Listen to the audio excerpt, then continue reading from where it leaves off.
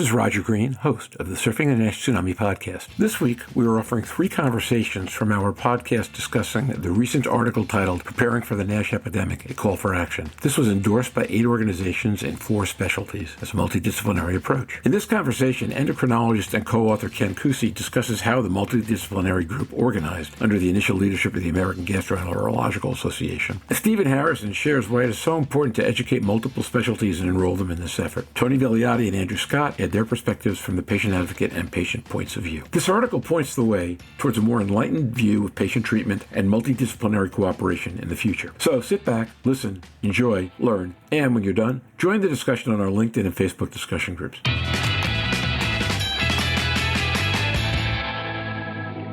And now, back to Roger. Ken, I think I'm just going to ask you to start by talking about how did this initiative come about? And then from there, we'll wind up going to what's in it. Ken Cusi. Well, number one, thanks, Roger, for giving attention to the work we've done with Steve and others. I have to do a minor correction that the initiative really was by the American Gastroenterology Association, and the credit should go to Fasiha Kanwal in Houston. So she's the one who invited me, and as an endocrinologist, and Jay Shubruk as a primary care doctor, saying, hey, our fields are not working together, and this is a complicated disease which belongs to hepatology, but that working with other fields can maybe cover the full spectrum of the disease, including diabetes, cardiovascular disease, and so forth. So why don't we try to bring the fields together and see if we can come up with some strategy aimed not so much for hepatologists that have been working hard on this, but more for non-hepatologists that are interested but really don't know exactly what to do. We said, well, let's put together all the stakeholders in a meeting and let's see what's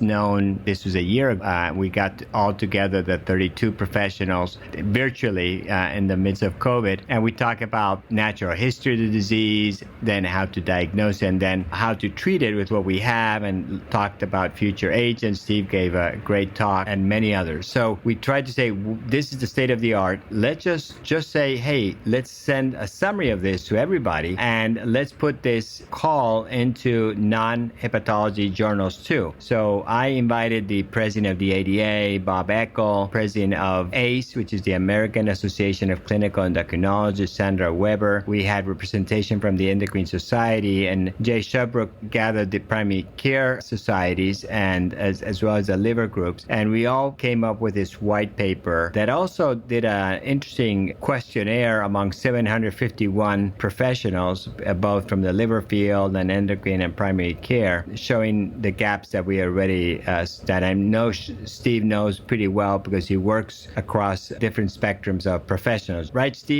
Stephen Harrison. Yeah, absolutely. This was critical to get everybody together and address the issues and begin to formulate some sort of consensus document where we could provide for our folks on the front lines a way to begin to evaluate these people, to identify the at-risk patients. It's amazing how, little knowledge there is about this when you step away from the center of the focus. So if you step away from Ken Cusi and 1 or 2 other endocrinologists, you step away from a few key primary care doctors, and even maybe a slightly larger number of GI docs, you very quickly lose an understanding of how big this problem really is. And so part of this was, identifying what are the key hot button issues in endocrinology and in primary care and in GI that seem to be hurdles or areas where we can try to knock those down and reach consensus and get something out there. That was an eye-opener for a lot of us and was really the nidus for putting this document together. Would you agree with that, Ken? Absolutely. The effort was not to repeat what is known from the Liver Society guidelines and so forth. It was more of say, hey, we have a problem. And again, the algorithm proposed is nothing that's gunpowder. It's just something that the field has been doing, but not in a systematic manner. And this is really important because I just came from clinic, a diabetes clinic. 2 of the patients that I checked out with, it's a teaching clinic with fellows,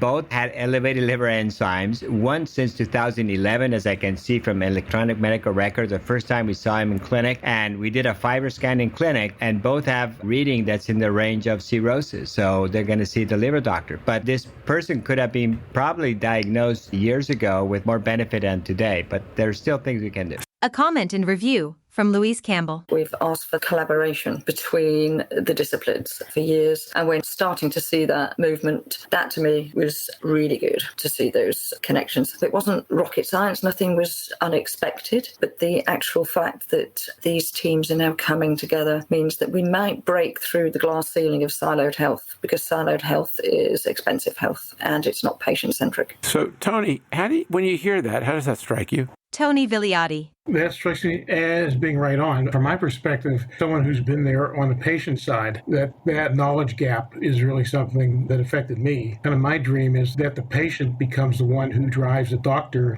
towards the diagnosis, so that they're more aware of the importance of the liver and what the risk factors are for liver disease. And they approach the doctor and say, hey, I need to be tested for this, or can we talk about liver disease? Just this morning, I saw something on the internet about an article that was published in Hepatology Communications that said that only 6 out of 100 people who have NAFLD know they have it. That's where a lot of my focus is, trying to reach the people like that. And I was one of them. That knowledge gap certainly needs to be eliminated. Yeah, and Tony, I'll just add to that. The publication that we had just a couple months ago online on our prevalence paper, looking at asymptomatic people presenting for colon cancer screening, one of the reasons to be excluded was if you had a history of liver disease. So everybody that signed consent thought their livers were completely healthy, nothing wrong with them. Do a PDFF, 38% of them have fatty liver. And you do a liver biopsy, 14% of them have NASH, and even around 6% had advanced liver disease. So just taking that smallest number, 6% of the people that walked in our door for colon cancer screening had moderate to advanced fibrosis, but thought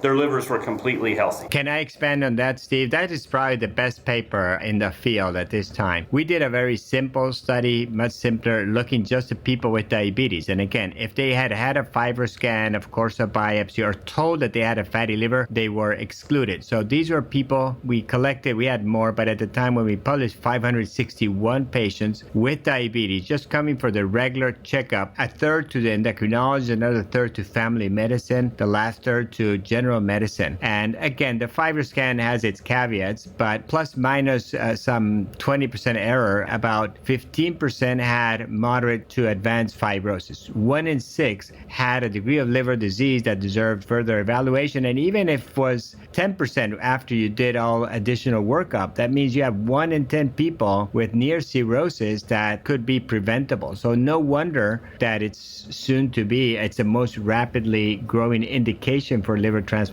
and will probably surpass hepatitis C. The main point, Roger, is I hope the listeners, wherever they are, patients, doctors, we're all patients in a way, just talk to their physicians about this. First off, Andrew Scott. This is exciting. Obviously, outside of the startling numbers that are still existing, it's exciting to see all the different societies work together. It's one of our recommendations within our U.S. NASH Action Plan, but more specifically, kind of looking at, we made a very similar request. We used some of the studies that Ken has led and has mentioned, made the request to the United States Preventative Services Task Force with many of the same societies signed on in support, including Tony's NASH Knowledge and AGA and the Endocrine Society, essentially asking USPSTF to really make the recommendation that patients with diabetes also have a conversation about their risk for NASH. And it is critical that we have that conversation because they are the most at risk and the numbers are startling, and we need to catch these patients earlier because, as Ken mentioned, it will be the leading cause of transplant. We want to avoid that if possible. So, I think it's going to require continued studies like this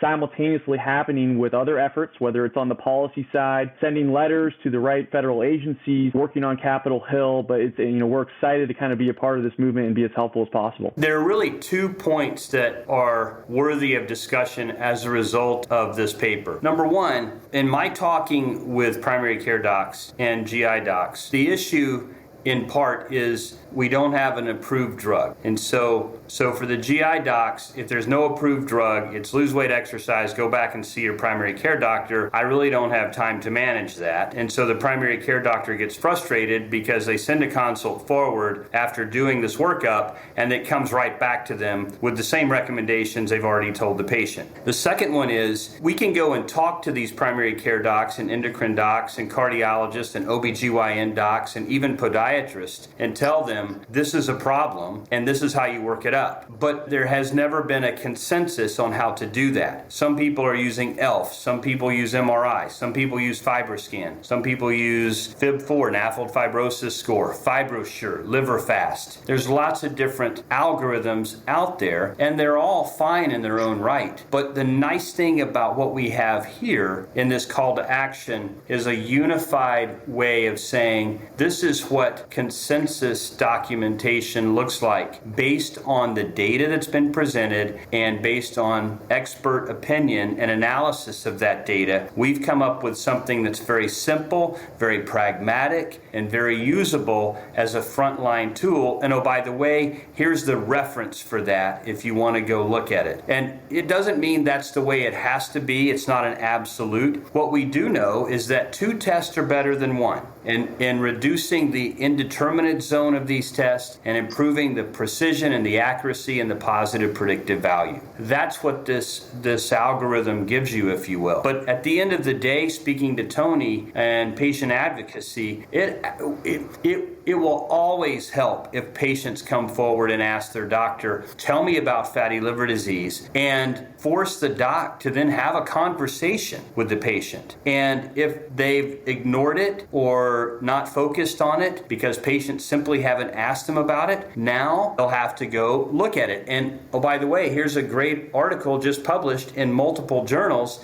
that gives them that roadmap on how to do it. And now, back to Roger. We hope you've enjoyed this recording. If you have any questions or comments about this content of this conversation or the entire episode, please send an email to questions@surfingnash.com. We'll be back next Wednesday, August 25th, with our guest Dr. Arun Sanyal to examine the different issues and opportunities offered by fibroblast growth factors, or FGF agents. FGF21 agents are pointing the way towards an exciting therapeutic future, and I can't imagine 2 better teachers on this subject than Arun Sanyal and Stephen Harrison. It's an important topic, and we're thrilled to bring this episode to you. I hope you will join us then. Until then, stay safe, surf on, see you on the podcast. Bye-bye now.